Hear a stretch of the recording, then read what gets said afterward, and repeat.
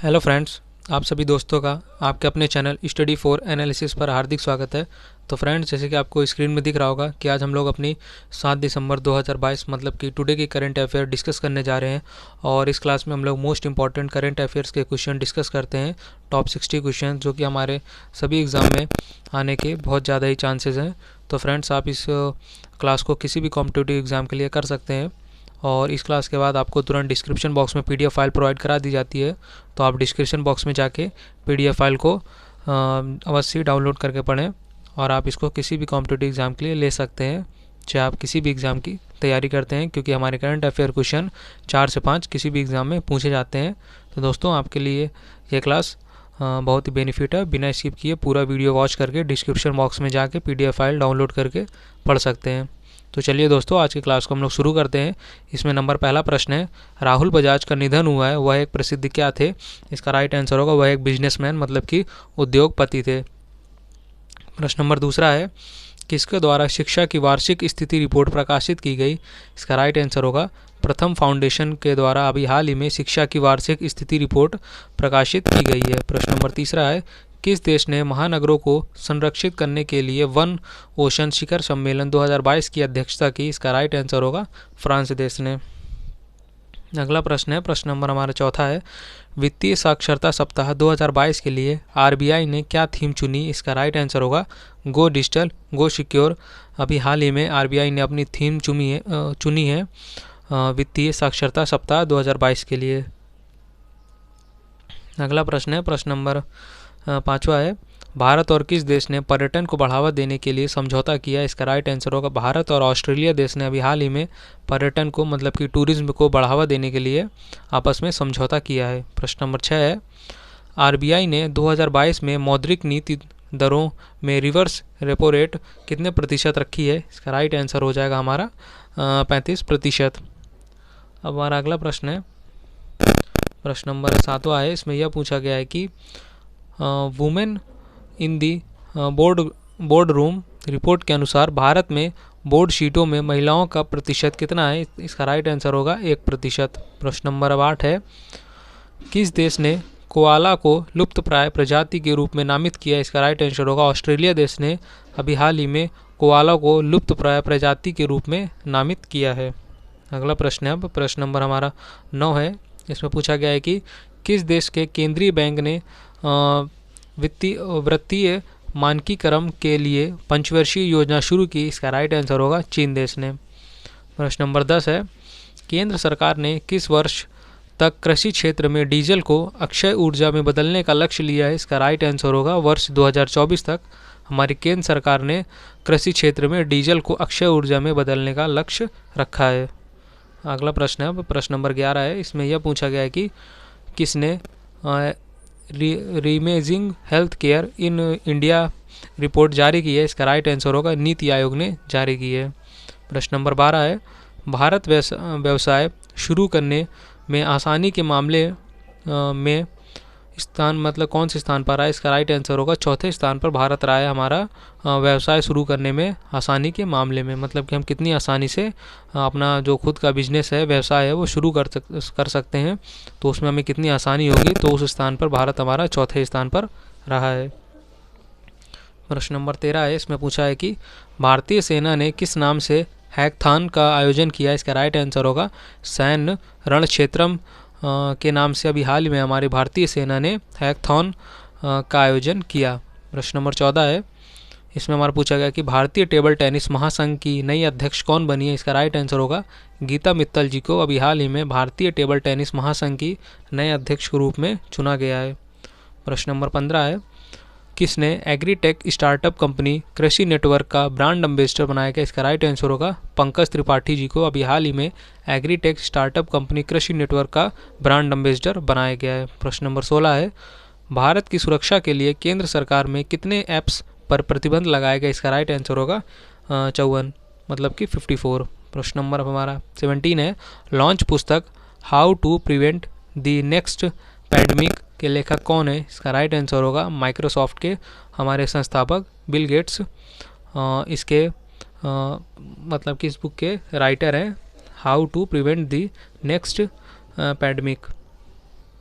प्रश्न नंबर अब 18 है, एयर इंडिया के सीईओ और एमडी पद पर किसे नियुक्त किया गया? इसका राइट आंसर होगा इलकर आयशी जी को अभी हाल ही में एयर इंडिया के सीईओ और एमडी के रूप में नियुक्त किया गया है। प्रश्न नंबर 19 है, भारत किस वर्ष तक कृषि में डीजल की जगह नवीनीकरण ऊर्जा का इस्तेमाल करेगा? इसका राइट आंसर होगा वर्ष 2024 तक।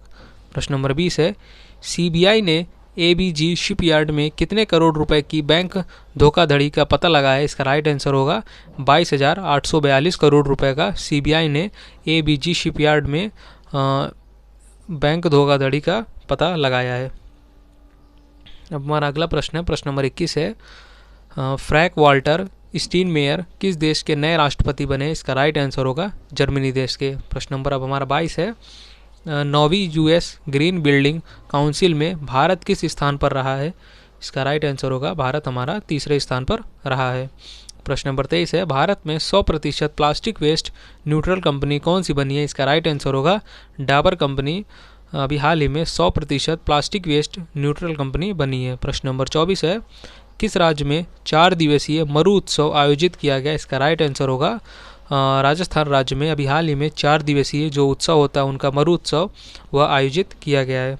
अगला प्रश्न है अब प्रश्न नंबर 25 है, इसमें हमारा पूछा गया कि नागरिक हवाई क्षेत्र में ड्रोन उड़ाने को अनुमति देने वाला पहला देश कौन सा बना है? इसका राइट आंसर होगा इजराइल देश अब अपने नागरिक हवाई क्षेत्र में भी ड्रोन उड़ाने के लिए अनुमति प्रदान कर दी है। प्रश्न नंबर 26 है, किस देश के प्रधानमंत्री जस्टिन ट्रूडो ने आपातकालीन अधिनियम लागू किया? इसका राइट आंसर होगा कनाडा देश के यह प्रधानमंत्री हैं जस्टिन ट्रूडो, जिन्होंने हाल ही में आपातकालीन अधिनियम को लागू किया है कनाडा देश में।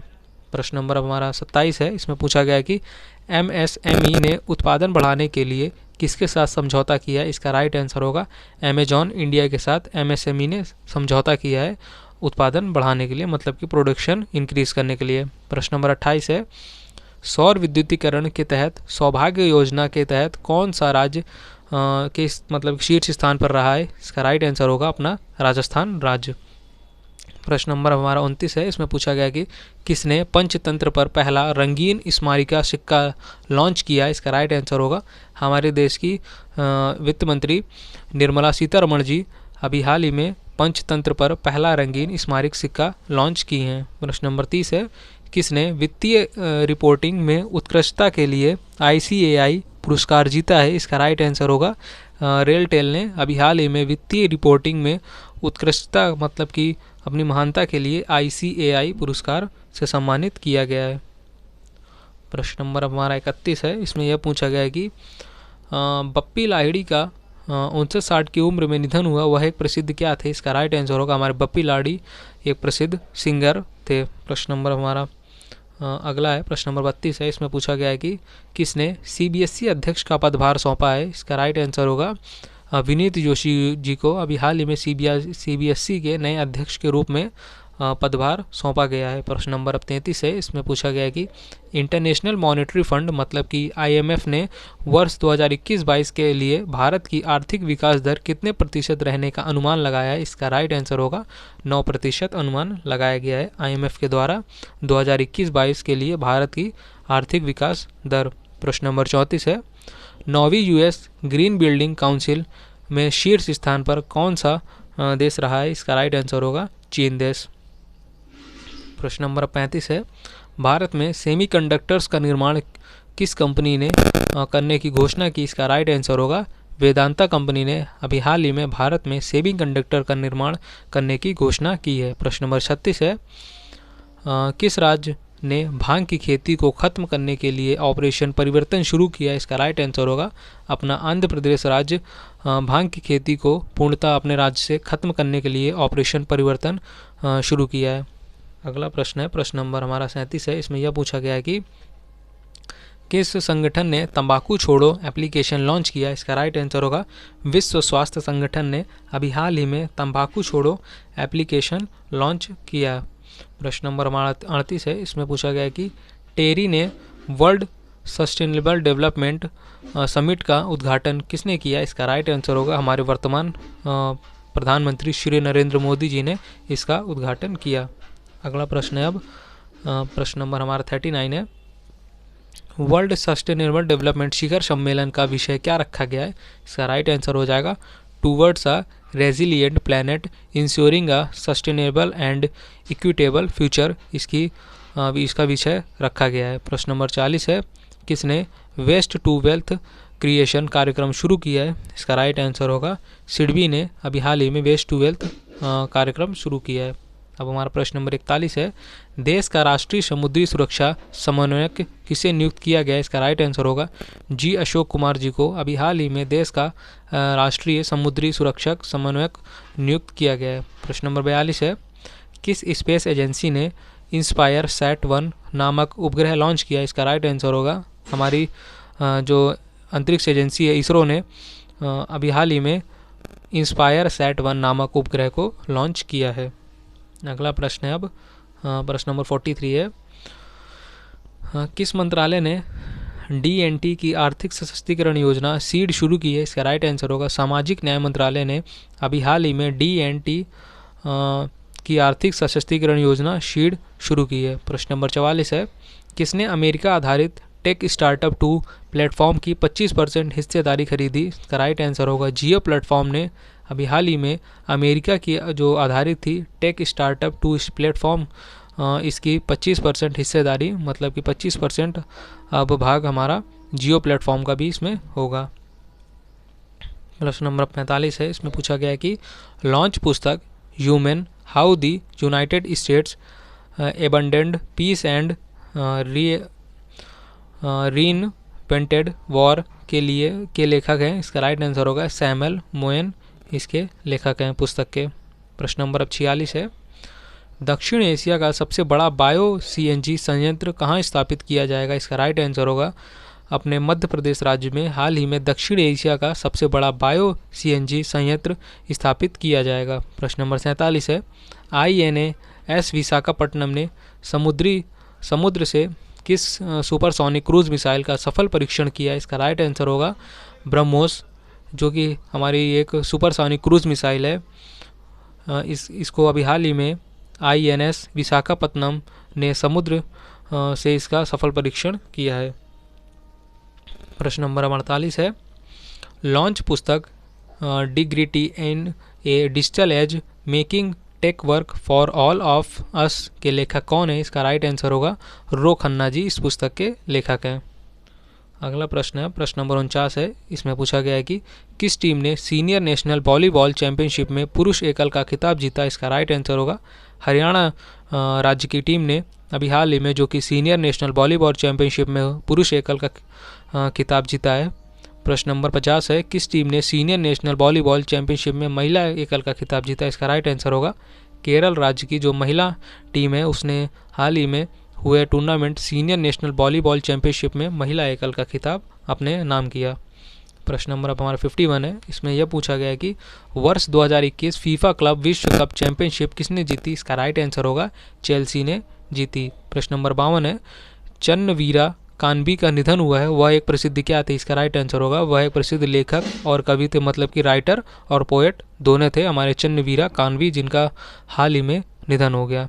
प्रश्न नंबर अब 53 है, इसमें यह पूछा गया है कि वर्ष 2022 के लिए business leader of the year award किसने जीता? इसका राइट आंसर होगा योहन पूनावाल ने हाल ही में 2022 का business leader of the year award अपने नाम किया। प्रश्न नंबर 54 है, सुरजीत सेनगुप्त का निधन हुआ, उनका संबंध किस खेल से था? इसका राइट आंसर होगा सुरजीत सेनगुप्त एक मशहूर फुटबॉलर थे। प्रश्न नंबर अब हमारा 55 है, जिसमें यह पूछा गया है कि राकेश गंगवाल ने किस कंपनी के बोर्ड से इस्तीफा दिया है? इसका राइट आंसर होगा इंडिगो।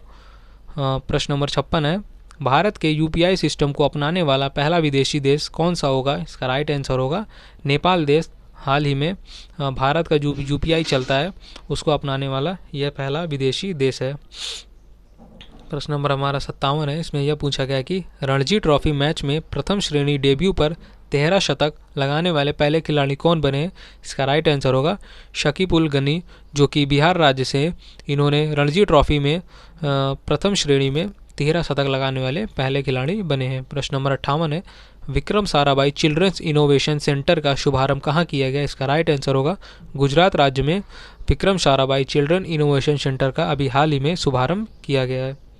अगला प्रश्न है, अब प्रश्न नंबर हमारा 59 है। इसमें पूछा गया है कि आर्थिक विकास संस्थान के नए निर्देशक कौन बने हैं? इसका राइट आंसर होगा चेतन घाटे जी को अभी हाल ही में आर्थिक विकास संस्थान के नए निदेशक के रूप में नियुक्त किया गया है।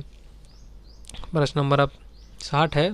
इसमें यह पूछा गया है कि उड़ान योजना के तहत दिल्ली और किस जगह के बीच सीधी उड़ान का उद्घाटन किया गया? इसका राइट आंसर होगा खजुराहो मध्य प्रदेश राज्य में स्थित है। मतलब कि दिल्ली और खजुराहो जो कि मध्य प्रदेश राज्य में स्थित है, उनके बीच में उड़ान योजना के तहत दिल्ली और खजुराहो के बीच सीधी उड़ान योजना का उद्घाटन किया गया है। तो दोस्तों, ये थे हमारे आज के top 60 most important current affairs के क्वेश्चंस जो कि हमारे एग्ज़ाम में पूछे जाने के 100% चांसेस हैं। तो दोस्तों, वीडियो को ज़रूर वॉच करिए बिना स्किप किए और डिस्क्रिप्शन बॉक्स में जाके PDF फाइल को ज़रूर डाउनलोड करिए और वीडियो तुरंत डालने के बाद मतलब PDF फाइल आपको तुरंत अपलोड कर दी जाती है, तो आप डिस्क्रिप्शन बॉक्स को ज़रूर चेक करिए। तो फ्रेंड्स, अगर आपको वीडियो अच्छा लगा हो तो वीडियो को लाइक, शेयर और अपने चैनल स्टडी फॉर एनालिसिस को सब्सक्राइब जरूर करिए। आप सभी दोस्तों को thank you for watching this video.